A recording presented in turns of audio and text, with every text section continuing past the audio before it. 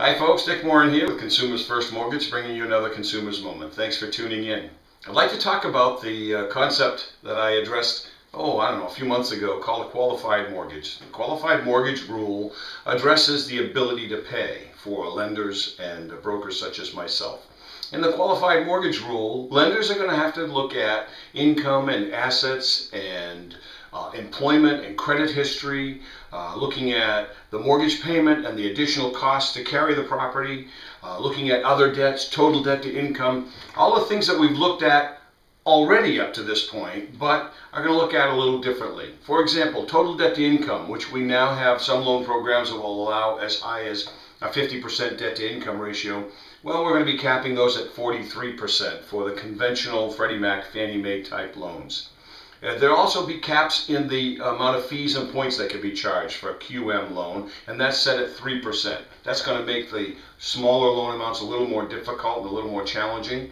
And the whole concept behind the QM, frankly, is to afford lenders a safe harbor or a reasonable defense against foreclosure allegations that they didn't underwrite and assess the loan quality at the time of origination properly. These are GSE loans, as I mentioned, Freddie Mac and Fannie Mae, and in the interest of fair play, knowing how difficult it is to steer the ship in a different direction, there's going to be a 7-year introductory period or a phase-in of the qualifications of QM. That is, unless Congress passes legislation with regard to housing reform in the meantime, and then the QM will take effect immediately. We know how successful Congress is in passing laws, so I expect a 7-year phase-in will prevail. Just to put things in perspective, in 1984, when I started in this business, about 85% of our home buyers made it to the finish line. 15% fell out as unqualified for the loan program that they applied for. Between 2001 and 2007, everybody qualified. If you could fog a mirror and you had a pulse, you got a loan.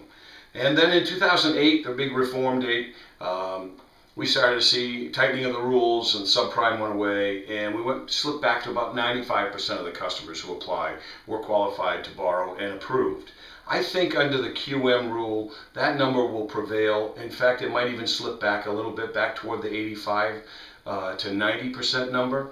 The reason being, again, the 43% debt to income ratio and the other restrictions and underwriting guides that are being introduced around all of those things that they have to check: income, debt, credit, employment, and so forth.